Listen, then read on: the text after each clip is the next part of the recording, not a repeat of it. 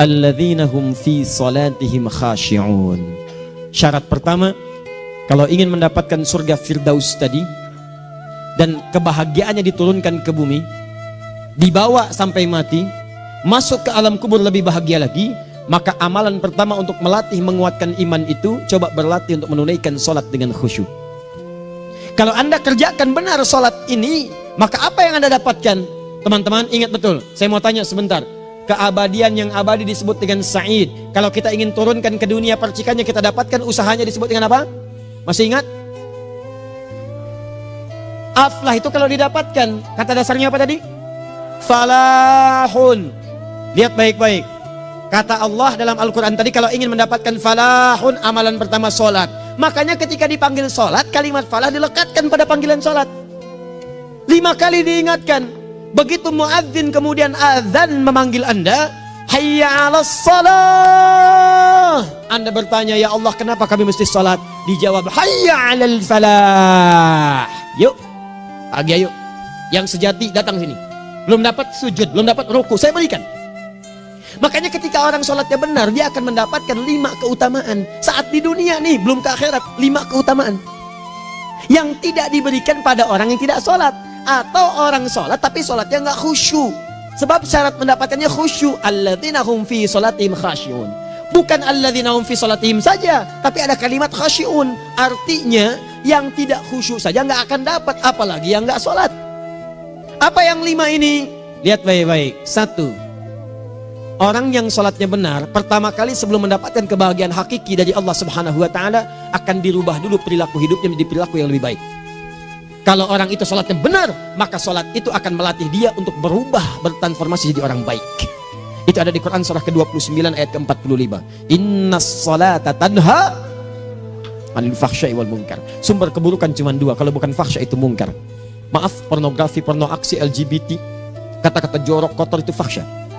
Di orang sholat kata Allah, mustahil berkata-kata kotor. Orang sholat tidak akan pernah mencela. Orang sholat tidak punya kata-kata jorok. Jadi kalau ada sekarang orang yang sholat senang mencela orang lain, itu berarti ada masalah dalam sholatnya. Dan dia belum dijamin sebagai ahli surga terbaik. Dan hidupnya nggak bahagia. Nggak bahagia. Aneh nih. Sholat tapi senang celah orang. Aneh. Aneh. Yang paling bahaya adalah menikmati celahannya. Itu yang paling aneh. Anda ngaji. Anda ikut taklim. Taklimnya sesuai Quran, taklimnya petunjuk sunnah. Anda sholat, Anda puasa, tapi Anda masih senang mencela orang lain dan menikmati celahan itu. Kalau nggak mencela, kayaknya nggak komplit kehidupan. Maka ada yang salah dengan ibadah Anda. Ada yang keliru. Karena mustahil taat bertemu dengan maksiat, itu mustahil. Mungkar, keburukan yang diingkari oleh hati, sumbernya nafsu perut dengan akal. Bohong, mencuri, menipu, membunuh, merampok, membegal, mabuk dan sebagainya. Itu namanya mungkar. Orang sholat gak mungkin mengerjakan mungkar. Jadi kalau sholat kita benar, cukuplah Anda sholat, maka Anda akan jadi orang baik.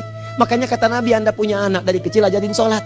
Sholat, kalau naik jadi balik, kerjakan terus. Kasih pelajaran membuat dia mengerti. Kalau masih susah, berikan pelajaran. Ini sering diterjemahkan dengan memukul. Mukul di Arab beda dengan konteks mukul sekarang. Mukul di Arab tuh ngasih pelajaran supaya ngerti. Anda bisa terjemahkan dengan konteks lain. Uang jajannya tahan, yang kesukaannya simpan dulu. Bisa dengan konteks kekinian, tapi poinnya, kenapa anak Anda dari kecil ajarin sholat, sampai kenalkan dengan masjid, ajari 3 tahun bawa ke masjid, kenalkan dengan masjid, gak ada masalah lari-lari itu sebelum waktu sholat. Kenalkan dulu. Dulu orang-orang tuh begitu, sebelum waktunya dikenalkan, jalan, begitu lari, biarin dulu. Setelah itu diberi pengertian, nah ini bukan tempat berlari, yang berlari di sana nanti, yang di sini nanti akan ada orang-orang baik semuanya. Terus Anda lihat berbaris, baris rapi. Kalau pengen baik ikutan baris nanti. Terus nanti ada yang mimpin di depan, namanya imam. Imam itu siapa ya? Tetangga kita bukan yang Pak Imam, bukan. Bukan. Kalau tetangga kita namanya Imam S. Arifin. Kalau yang ini imam sholat namanya. Imam sholat itu nanti akan pimpin menyembah Allah. Allah siapa ya? Allah itulah yang memberikan ayah rizki.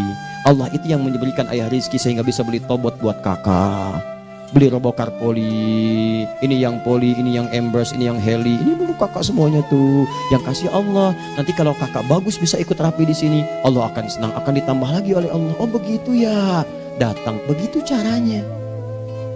Ini bukannya waktu sholat belum dikenalin tadi bawanya main-main di masjid. Bahkan ada yang agak repot lagi, di rumahnya susah diatur, dibilang, kamu ini susah diatur, main sana ke masjid, disuruh main, ya main di masjid. Yang salah bukan anaknya, orang tuanya. Apa rahasianya anak itu disuruh ke masjid, suruh sholat? Rahasianya, begitu anak itu sholat dengan baik, maka dia akan tumbuh jadi anak baik di kemudian hari. Itu maksudnya. Nah, sekarang saya agak bingung ini, pendidikan TK sekarang salah sih? Enggak, cuma saya agak bingung mikirnya.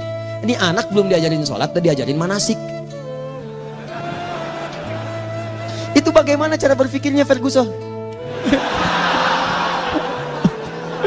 Agak repot saya mikirnya tuh. Ya, walaupun salah sih enggak, cuma saya bingung gitu.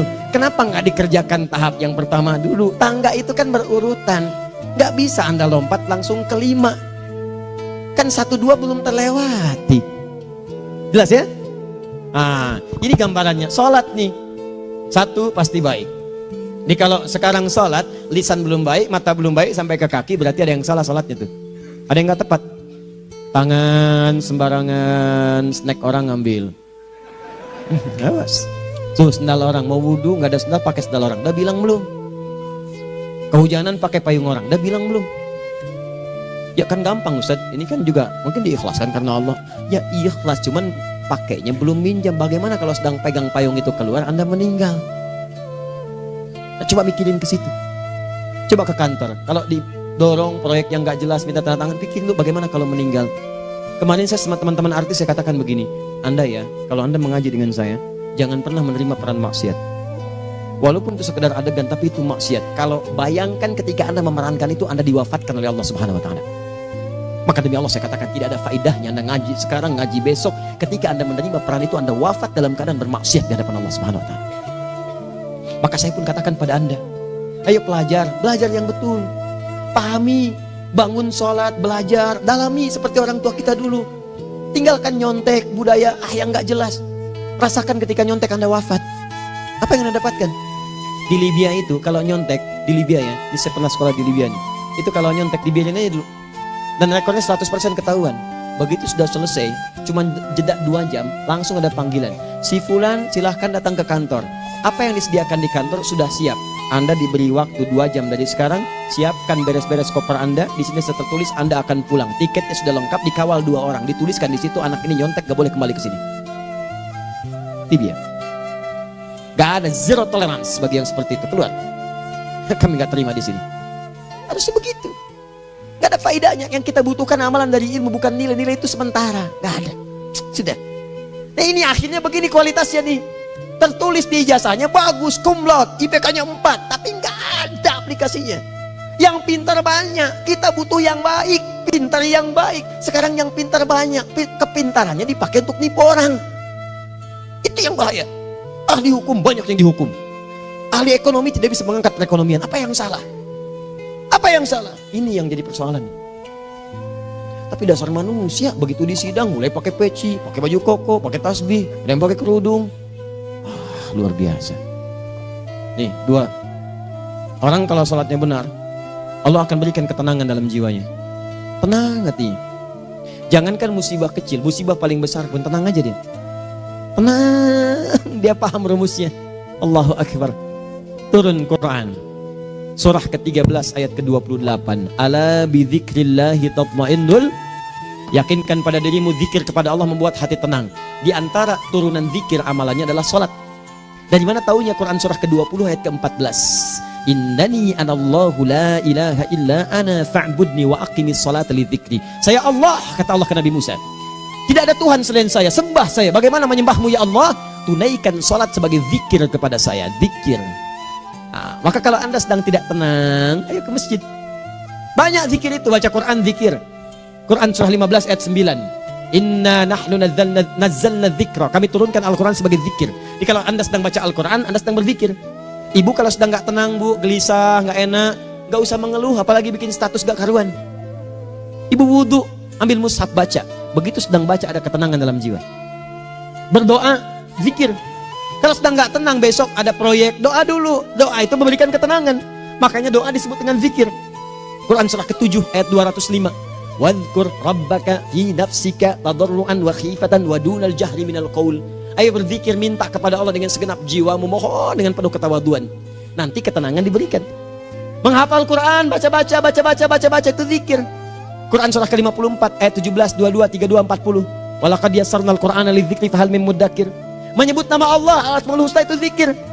Sedang ada persoalan, ya Allah, ya Allah, ya Allah, ya Rahman, ya Rahim, ya Malik, ya Qudus, ya Allah, ya Allah, ya Allah, ya Allah. Zikir. Dalilnya Quran surah kedua ayat 152. Fadhkuruni azkurkum. Sebut namaku, zikir. Apapun akan mengingatmu. Gimana menyebutnya? Ditafsir di Quran surah 17. Ayat keberapa? 110. Qulidullah awid rahman ayyamma tad'u falahul asmaul husna. Sebut nama Allah. Itu menenteramkan pada jiwa. Sedangkan sholat gabungan dari semua zikir tadi. Bukankah dalam sholat Anda baca Al-Quran? Bukankah dalam sholat Anda menghafal Al-Quran? Bukankah dalam sholat Anda berdoa? Bukankah dalam sholat Anda istighfar? Anda mohon digabungkan semua itu. Amalan sholat menggabungkan semua jenis zikir. Masa Anda nggak tenang juga? Makanya sholat, jangankan sholat ya, tempat sholat itu yang menenangkan. Tempat sholat, tempat paling tenang di muka bumi. Kalau nggak percaya silahkan ya, Anda sebelum masuk ke Istiqomah ini, begitu Anda masuk kan perasaannya beda kan? Lain.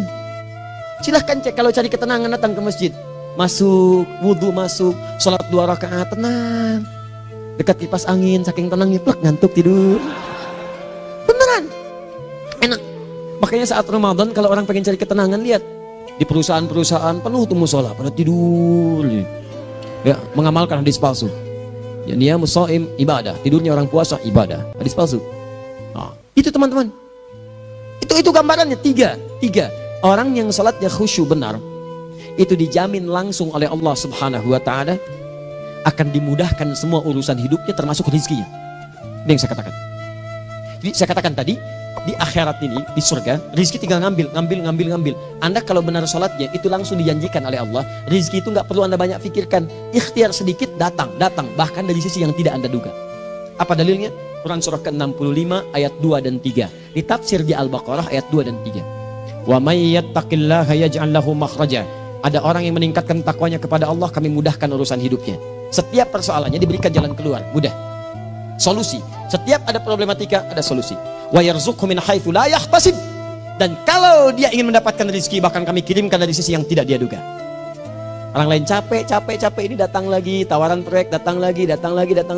Utsman tuh Masya Allah kayanya banyak, tapi yang paling dirindukan bukan saat mendapatkan peningkatan omsetnya, yaitu saat dia mendapatkan waktu khusus dengan Allah untuk sholat malam hari, sampai-sampainya sempat sholat tahajud sampai khatam Al-Quran. Abdurrahman bin Auf demikian, Tamim Ad-Dari demikian, sholat karena tahu sholat itu meningkatkan rizki. Karena tahu kuncinya ada di situ, Allah yang punya rizki, disebut dengan Razak, pemilik rizki. Maka saya harus punya hubungan dekat dengan Allah. Kalau sudah punya hubungan dekat, mau apa aja gampang. Belum minta, udah diperhatikan. Silahkan cek, Anda punya hubungan baik dengan bos Anda di kantor. Sebelum Anda minta, beliau udah pikirin tuh, telepon bendahara. Dia udah ngambil belum gajinya? Belum Pak, tambahkan bonus sekian. Kenapa? Karena dia mengawasi Anda. Allah maha tahu dibandingkan dengan bos Anda. Mendekat kepada Allah, semua diperhatikan oleh Allah. Siapa orang takwa itu? Kalimat takwa pertama di Al-Quran Al-Baqarah ayat 2, amalannya ayat 3. Dzalikal kitabu la raiba fihi hudal lil. Siapa mutakin itu? Ayat 3-nya. Alladzina yu'minuna bil ghaib wa yuqimunas shalah. Di gampang. Kalau pengen mudah hidupnya gampang. Biaya nggak mahal, tenaga nggak banyak, tingkatkan takwa nih. Jadi kalau hidup Anda masih susah, di kantor champion, di rumah tangga bermasalah terus, atau sebaliknya, maka boleh jadi kalau gelar Anda tinggi, harta Anda banyak, tapi selalu punya masalah. Bukan Anda kurang hebat, bukan Anda kurang kedudukan, bukan Anda kurang kaya, Anda kurang takwa. Dan yang paling dahsyat, mungkin sholat Anda belum berkualitas. 4. Orang yang sholatnya benar, khusyuk dia.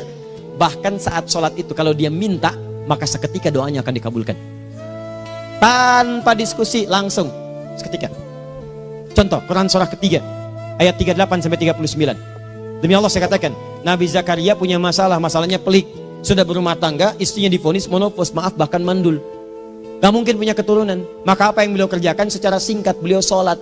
Begitu sholat minta kepada Allah. Hunalika da'a Zakaria rabbah. Di mihrab itu beliau bermohon kepada Allah. Bermohonnya sambil sholat. Qala rabbi habli min ladunka dzurriyyatan thayyibah innaka sami'ud du'a. Ya Allah, mereka katakan saya nggak mungkin punya keturunan. Sekarang saya ingin katakan, ya Allah, saya hanya minta darimu saja, saya nggak akan dengarkan mereka. Ya Allah, mohon Engkau maha mendengar, ya Allah.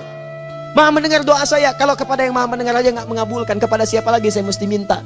Apa yang terjadi? Fanadatsul malaikatu wa huwa qa'imun yusolli fil mihrab. turun malaikat mengabarkan, sedangkan beliau masih sholat, belum selesai dalam sholatnya. Sholat khusyuk itu belum selesai sholat aja dikabulkan, doa sudah turun. Sholatnya belum selesai, doa sudah dikabulkan. Annallaha yubashshiruka bi Yahya. Allah kasih kabar gembira, doa kamu didengar, dikabulkan, kamu akan punya anak, namanya langsung dari Allah Yahya, artinya hidup yang mustahil menurut manusia. Lahir seorang dari rahim perempuan yang menepus dan mandul, bayi yang hidup, kata Allah nggak ada yang mustahil bagiku, jadi dan jadi dia. Berita baiknya, Nabi Zakaria sholat dikabulkan. Umat Nabi Muhammad sebelum sholat sudah ditunggu oleh Allah, mau minta apa aku kabulkan sekarang. Hadisnya qudsi, saya bacakan.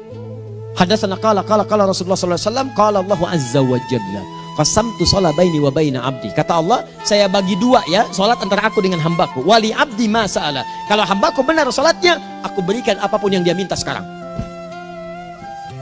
Idza qala al-abdu alhamdulillahi rabbil alamin. Bagian pertama, kalau hamba benar dibaca Al-Fatihahnya dari alhamdulillahi rabbil alamin, kalau Allah azza wa jalla dijawab oleh Allah, hamadani abdi, hambaku sedang memujiku. Wa idza qala ar-rahmanir rahim, jika hambaku berkata ar-rahmanir rahim, qala Allah azza wa jalla athna alayya abdi, hambaku sedang menyanjungku. Wa idza qala maliki yaumiddin, qala Allah azza wa jalla majjadani abdi, kalau hambaku mengatakan maliki yaumiddin, kata Allah hambaku sedang mengagungkanku. Perhatikan sekarang. Wa idza qala al-'abdu iyyaka na'budu wa iyyaka nasta'in, jika hambaku berkata sekarang, ya Allah, kami sekarang ibadah, salat menyembahmu, dan kami sekarang sedang punya masalah, kami hanya minta tolong kepadamu ya Rabb. Apa jawabannya? Beda dengan sebelumnya. Kata Allah, hadza baini wa baina abdi, inilah perjanjian antara aku dengan hambaku. Wali abdi, kalau hambaku benar khusyuk salatnya sampai detik ini, baru sampai Al-Fatihah itu pun belum tuntas. Baru sampai Al-Fatihah itu pun belum tuntas. Kalau benar bacaannya, betul salatnya dari takbir sampai dengan selesainya, sampai ayat itu, iyyaka na'budu wa iyyaka nasta'in, kata Allah, masalah apapun yang dia minta sekarang, aku akan kabulkan. Besok saya kasih rahasia. Yuk, yang di KBP ada awal pembuka di awal sebelum Al-Fatihah yang kalau Anda benar bacanya, itu pengantar kepada pengambulan doa di Al-Fatihah. Apa itu? Besok. 5. Yang kelima ini yang paling diharapkan, dan ini penutup dalam kajian kita malam ini. Teman-teman sekalian, perhatikan baik-baik. Jika Anda benar mengerjakannya, maka Allah akan jamin langsung Anda akan mendapatkan kesuksesan dan kebahagiaan di semua aktivitas Anda. Kalau jadi suami, suami yang sukses, rumah tangga yang bahagia. Kalau jadi pegawai, pegawai yang sukses, dan di kantor bahagia. Masih ingat? Kesuksesan yang menghadirkan kebahagiaan, konteksnya dunia disebut dengan falah, dipegang disebut dengan aflah. Dikembalikan lagi ke atas, ke surah ke-23 ayat 1 dan 2. Qad aflahal mu'minun. Apa amalannya? Alladzina hum fi salatihim khashi'un. Persoalannya, kalau Anda salat belum mendapatkan satu di antara 5 ini, apa masalahnya? Pertama masalahnya, kata Al-Quran, boleh jadi yang salat itu belum khusyuk. Apa itu khusyuk? 2 maknanya, dan saya tutup di sini. Apa yang 2 itu? 1, kebanyakan orang salat masih membawa dunia dalam salatnya. Makanya kalau pengen khusyuk, kata Allah, maka Anda rasakan akan bertemu Allah. Rumusnya Quran surah kedua ayat 45 sampai 46. Rasakan secara singkat, mungkin itu sholat terakhir yang Anda akan kerjakan dalam kehidupan. Mungkin di sholat itu Anda wafat. Kata Allah, alladzina yadhunnuna annahum mulaqu rabbihim. Orang khusyuk itu sudah kelihatan dari sebelum sholat, dia sudah merasa persiapan menghadap Allah. Persiapan ke manusia aja, dia sudah siap-siap, mandi dulu, ganti pakaian, pakai parfum, macam-macam dan sebagainya, hanya memenuhi undangan manusia. Allah mengundang Anda 5 kali dalam sehari. Ya maaf, mengabulkan doa Anda, mencukupkan kebutuhan, menyembuhkan kalau sakit, disiapkan Anda. Harusnya apa? Penampilan sempurna. Kata Quran, orang khusyuk itu kelihatan sebelum sholat, pakaiannya kelihatan. Quran surah 7 ayat 31, ya bani Adam khudhu zinatakum inda kulli masjid. Hai anak cucu Adam, kalau tiba panggilan dari masjid, kenakan pakaian terbaikmu. Di anak cucu Adam tuh kelihatan. Kalau orang khusyuk, begitu adzan kelihatan pakaiannya lain. Pakaiannya indah. Khudhu zinatakum, kenakan pakaian terbaikmu. Dipakai, bertemu Allah. Bertemu manusia aja pakaian bagus-bagus. Ini aneh ya, ada orang salah ibadah aja. Orang salah ibadah pakaiannya bagus-bagus. Lihat nih hari-hari tertentu, besok tuh orang mau ke tempat masing-masing tuh. Ada yang pakai jas, pakai dasi, pakai batik, pakai kebaya. Anaknya dibawa, dikuncir 2, bawa manisan macam-macam. Mau salah ibadah aja, tampilan bagus. Masa antum yang benar ibadahnya nggak bagus? Bedakan. Pakaian futsal, pakaian sholat ganti dengan yang sholat. Ini gimana pakaian sholat pakai pakaian futsal? Depannya gambar Messi, belakang Ronaldo. Ah, repot. Malaikatnya juga bilang, kamu salah baju, harusnya Luka Modric.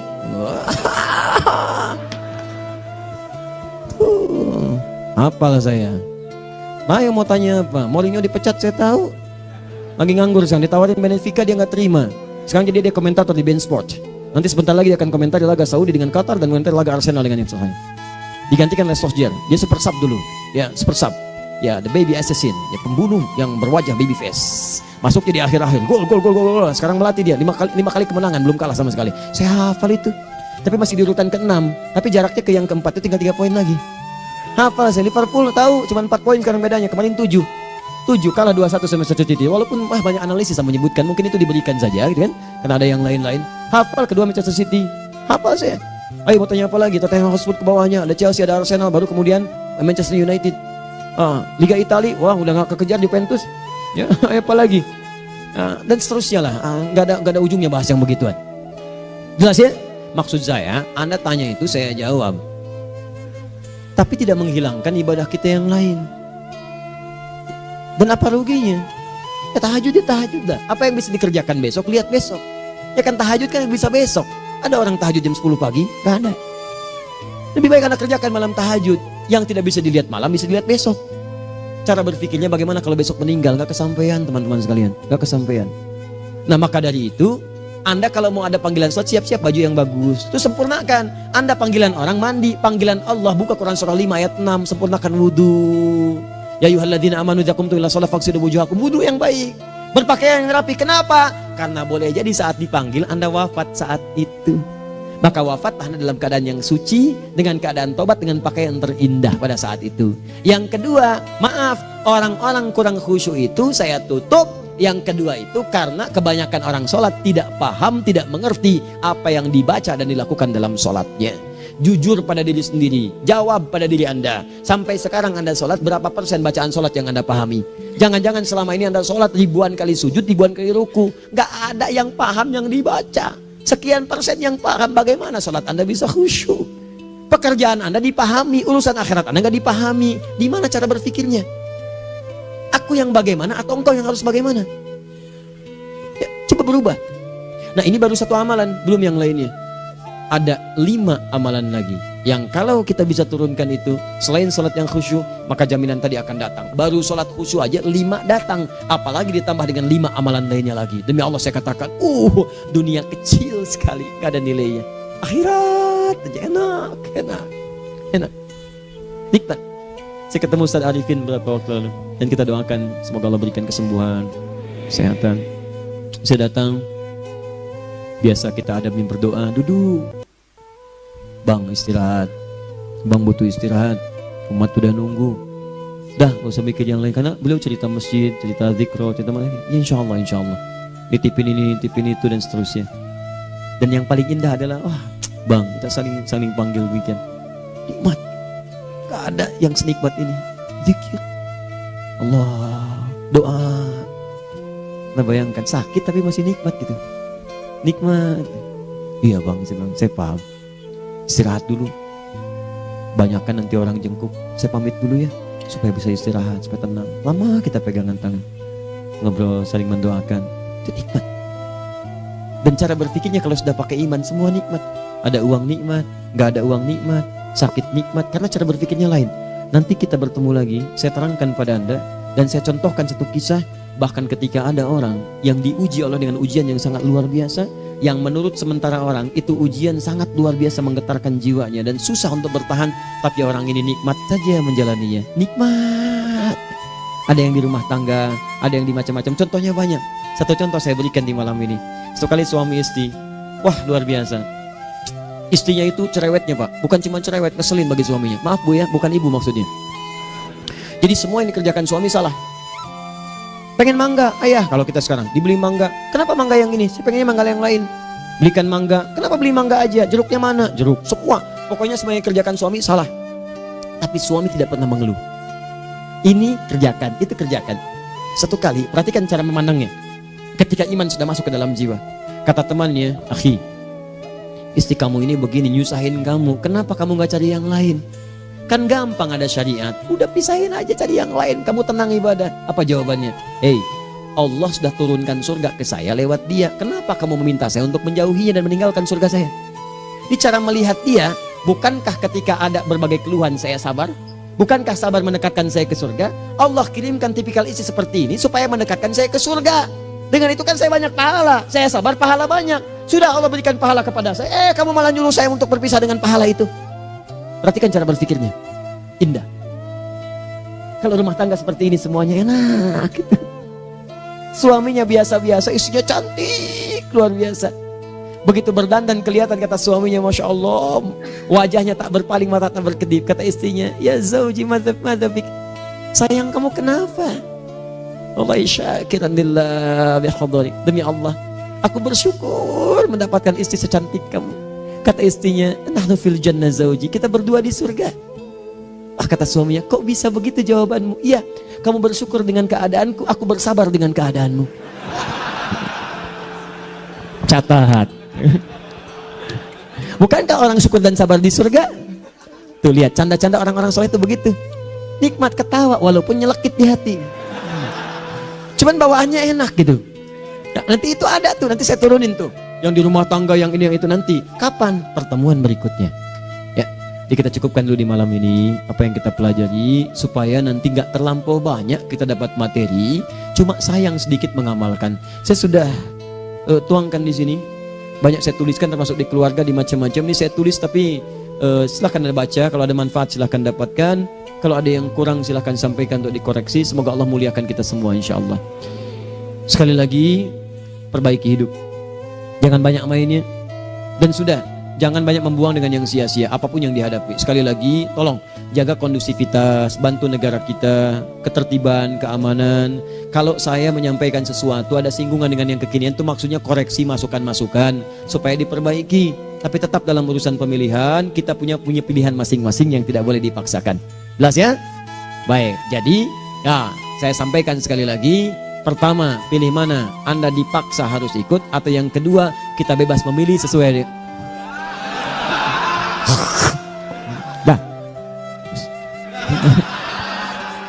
Sudah ya. Jadi kita akhiri, subhanakallahumma bihamdika asyhadu an la ilaha illa anta astaghfiruka wa atubu ilaik. Wa akhiru da'wan alhamdulillahirabbil alamin. Berjumpa besok sesi terakhir fikih ikhtilaf di Masjid Ar-Rahman Kota Baru Parahyangan. Assalamualaikum warahmatullahi wabarakatuh.